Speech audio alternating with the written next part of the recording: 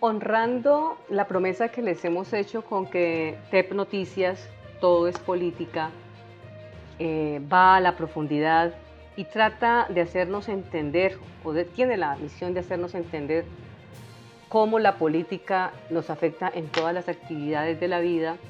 Queremos presentarles esta historia, esta nota, este informe, este análisis sobre el asesinato de una niña de 2 años y 11 meses, hija de Silvana Torres, la mujer que ha sido enviada a la cárcel, a la quien se le imputó el cargo de homicidio agravado, señalándola como responsable de la muerte de su hijo, de su hija pequeña de casi 3 años de edad. El repudiable hecho se registró el pasado 26 de julio al interior del apartamento en el que vivían la niña y su progenitora. Las autoridades de policía llegaron al lugar alertados por los vecinos que afirmaron escuchar gritos provenientes de la vivienda. El hallazgo conmovió a los uniformados y enfureció a los vecinos que pretendían linchar a la mujer, quien como su hija presentaba graves heridas causadas con arma blanca. A pesar de los esfuerzos por salvar la vida de la pequeña, ella falleció. En tanto, la presunta victimaria, Silvana Torres, logró ser estabilizada y hoy se encuentra en la cárcel, según lo confirmó la Fiscalía General de la Nación, tras la decisión de una juez penal de control de garantías, quien consideró suficientes las pruebas presentadas por el ente judicial al imputar el delito de homicidio agravado a la mujer, quien no aceptó cargos. En el año 2021, el homicidio sufre una modificación especial a través de la ley 2098, artículo 10, que crea un artículo 103A que establece circunstancias de agravación punitiva cuando el homicidio recae en niño, niña o adolescente, y dice la pena será para el delito de homicidio será de 480 a 600 meses de prisión si la víctima fuere menor de edad, y se precisan unas circunstancias especiales agravantes que en este caso aplicarían la del literal A, se realizare contra un niño, niña o adolescente menor de 14 años, pero más específicamente la del literal B, la víctima se encontrare en especial situación de vulnerabilidad en razón de su corta edad, que sería lo predicable en este caso, y no desconoceríamos la del literal D, el autor sea su padre, madre o que tengan el deber de custodia de un niño, niña o adolescente. Así que aquí te hablo gramaticalmente, es decir, desde la descripción típica que trae el comportamiento sería un homicidio agravado de acuerdo con el artículo 103A, que es una adición del artículo 12 de la ley 2098 del año 2021 por estas circunstancias, sin avanzar más allá diciéndote que la pena pues sería 480 meses de prisión el mínimo y 600 el máximo. Hay un delito y un delito agravado. Distinto es, Carmen Alicia, que se haya o no allanado a los cargos o los haya aceptado, que eso será materia precisamente de la estrategia penal que empiece a desarrollar el abogado defensor. Las autoridades analizan con rigurosidad los elementos probatorios hallados en la escena del crimen. Varias cartas escritas a mano, el cuchillo que se presume fue utilizado en el ataque a la niña y con el que se habría autoinfligido lesiones la madre. También fue encontrado un teléfono celular aparentemente propiedad de Silvana Torres. La Fiscalía General de la Nación delegó a la Unidad Especial de Investigación de Delitos contra Niños, Niñas y Adolescentes la revisión de dichos escritos, esperando que den indicios sobre el estado emocional y las posibles intenciones de la sospechosa. Los expertos forenses psiquiátricos buscan determinar si en esos documentos la madre deja entrever estados de ánimo alterados o si por el contrario el contenido de las cartas permita inferir que planeó con cabeza fría el crimen. El diario La Patria de Manizales reveló una de las respuestas que la mujer habría dado al personal de la Clínica de Salud Mental San Juan de Dios. Me enceguecí, me llené de rabia, fui a la cocina por un cuchillo, le hice daño a mi hija y me quería morir. Sé que me odian por lo que hice, por eso quería morir. Yo destaqué que era su pequeña hija de 3 años. ¿Por qué? Porque eso nos genera alarma, nos genera intranquilidad, nosotros entramos en un nivel de frustración y ese nivel a veces nos lleva a olvidar ese detalle tan importante que tú destacas, Carmen Alicia, es que es su hija y de 3 años, entonces ¿por qué la mata? Para yo invitar a las autoridades a que no desconozcan por esa circunstancia una figura que se llama la inimputabilidad y que está consagrada en el artículo 33 del Código Penal y que impondría entonces que las autoridades indaguen si algún trauma psicológico de carácter permanente o de carácter transitorio pudo haber influido en ella a la hora de producir ese resultado. Y es importante la claridad porque en lo personal no tengo ningún tipo de contexto que me lleve a establecer qué fue lo que pudo haber pasado. Creo que sería la respuesta correcta. El Instituto Colombiano de Bienestar Familiar rechazó el hecho y anunció que la familia recibe acompañamiento psicosocial. Asimismo, pidió no tolerar ni normalizar la violencia contra la niñez e invitó a la sociedad en general a asumir una conducta orientada a garantizar entornos protectores para la infancia, activando las rutas ante la más mínima señal de vulneración de derechos. Lamentablemente, en nuestra sociedad, los padres y madres de familia son los principales vulneradores de derechos de sus hijos. En múltiples oportunidades, los niños son instrumentalizados por sus padres. Veamos un tema tan sencillo como son las visitas, que si la pareja no está conviviendo bajo el mismo techo, entonces aquel que no tiene la custodia puede reclamar las visitas. Pues a veces entonces influimos en la psiquis de los niños para que, no, es que no quiero salir contigo, papá. Es que no te quiero ver, papá. Y hemos tenido casos en el ejercicio profesional, recuerdo uno muy particular que incluso está en trámite, en el cual una niña de 4 años le dice a su papá: papi, no puedo salir contigo porque mi mamá dice que tú no has firmado unos papeles.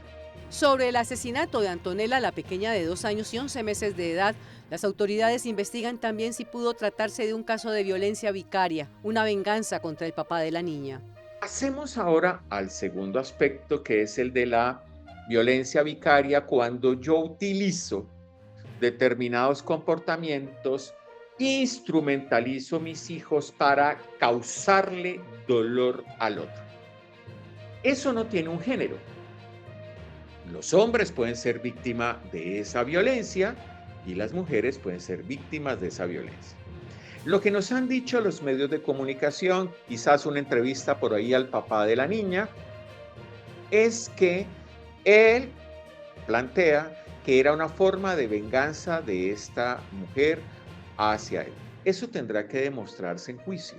Los especialistas hacen un llamado a pensar en el bienestar de los niños más allá de los derechos o los odios de los adultos. Si bien la violencia es general y mayoritariamente ejercida por hombres, los fallos con enfoque de género están causando dificultades a la hora de dictar justicia en función del bienestar de niños, niñas y adolescentes.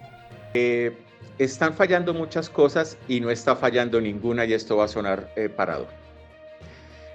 Están fallando muchas cosas en el sentido en el que ahora con, digamos, las políticas de género y siguiendo las directrices de la Corte Constitucional, de la Corte Suprema de Justicia, en muchos casos se les ha dicho a los jueces: usted tiene que fallar con una perspectiva de género. Pero resulta que la perspectiva de género solo se mira para la mujer y para la población LGTBIQ+. No se mira la perspectiva de género en favor del hombre. De hecho, la Convención de Belém do Pará en el Brasil, que habla precisamente de violencias en contra de la mujer, como su nombre indica, solo analiza el contexto de violencia en contra de la mujer, pero no de las violencias en contra de los hombres. En la ciudad de Cali, el Instituto Nacional de Medicina Legal y Ciencias Forenses hizo un estudio muy interesante, lo pueden consultar los televidentes en las redes, está colgado en la red, acerca de las violencias en contra de los hombres.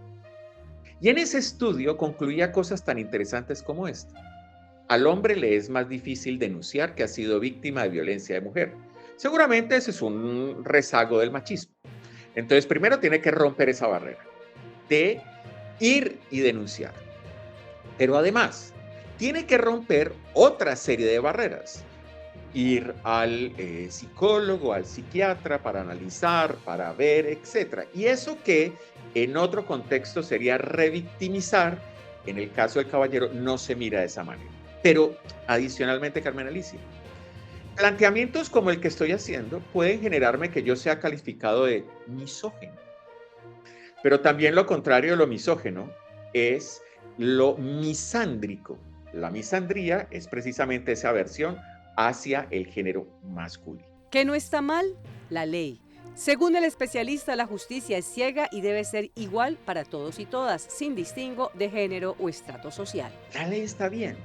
Y la ley ha venido, obviamente, con el paso del tiempo, haciendo ajustes. Pero Carmen Alicia, si usted quiere ver que la ley está mal, nunca nos vamos a poner ni al día con las deudas históricas. Todo el mundo saca deudas históricas, por lo que sea. Ni siquiera por temas de color de piel, que es la más común. Las personas de talla reducida, por ejemplo, hablan de que tienen una deuda histórica, o mejor, que la sociedad tiene una deuda histórica con ellos, porque los han tratado de bufones, porque esto, porque aquello. Los que tienen problemas de movilidad, el invidente, por ejemplo, entonces dirá que la ley tiene una deuda histórica con ellos porque hay barreras arquitectónicas que les impiden transitar adecuadamente por las ciudades. El que necesita de una silla de ruedas, unas muletas o un bastón para movilizarse, también dirá que la ley está en deuda con ellos porque todavía encontramos barreras arquitectónicas en nuestras ciudades. Nunca nos vamos a poner al día, nunca. ¿Por qué? Porque precisamente la ley va regulando situaciones en la medida en que van siendo generados esos derechos, se van reclamando esos derechos para las personas. Los derechos humanos, cuando arrancaron los derechos humanos, quienes empezaron a plantear los derechos humanos hace 100 años nunca pensaron que un río podría ser sujeto de derechos humanos, sujeto de protección especial. Y hoy hablamos de los derechos humanos de tercera generación, que son aquellos del medio ambiente. Pero hace 100 años, ni porque se hubieran tomado no sé qué, el gran trago de absenta, para decir algo que tiene como 80 grados de licor, hubieran pensado que los derechos humanos iban a migrar a temas de medio ambiente. Y créame, Carmen Alicia, dentro de 100 años seguramente tendremos derechos de cuarta generación. Ya vamos en que los animalitos no son cosas, sino que son seres sintientes. Ya como abogados en familia, a la hora de disolver el matrimonio, empezamos a regular las visitas de Mateo, de Luna, de Lupe, que es el gato o es el perro. Ya vamos en eso. Y hace pocos días se sancionó la ley que impide el embargo de las mascotas. Claro, la ley no decía nada de eso, hasta que una señora embargó el perro en proceso de divorcio en Bogotá, y tuvo la corte que entrar con ponencia al magistrado Haroldo Quiroz Monsalvo a decir, venga, pero es que esta es una familia multiespecie y el perro hace parte de la familia y no se puede embargar. Claro, pero mañana me puede decir alguien, no, es que mi mascota es una anaconda. ¡Wow! Venga, ese tema, vuelvo a repetir, ahí es cuando yo digo, cogemos a la ley, la estiramos, le torcemos el pescuezo para que nos diga lo que la ley dice, porque es que la ley no puede estar particularizando tanto. Entonces, mascota será lo de 4 patas, y alguien dice, yo tengo un halcón de mascota, o no, mi mascota es una anaconda y no tiene patas. ¿Qué hacemos? Es muy complicado, y esos son los retos a los cuales nos vemos sometidos los abogados todos los días, pero eso es lo interesante de esta carrera. Recogiendo las palabras del abogado Edgar Humberto Campo, todo está mal y todo está bien. Y todo lo que está mal es la manera como se interpretan las normas, son las decisiones que muchos funcionarios toman, decisiones que son decisivas para la vida de los niños y las niñas. Todo está bien porque la ley existe, dice el abogado. La cosa es que haya justicia y que se cumplan, se ejerzan de manera adecuada. Y algo en lo que definitivamente toda la sociedad, hombres, mujeres, niños, niñas, adolescentes, instituciones, tenemos que ponernos de acuerdo, es que los niños y las niñas no se tocan, que debemos sacarlos de todo tipo de conflicto, el armado, pero sobre todo el familiar. No puede ser que un niño crezca entre el rifirrafe, las balas asesinas simbólicas que se disparan papá y mamá.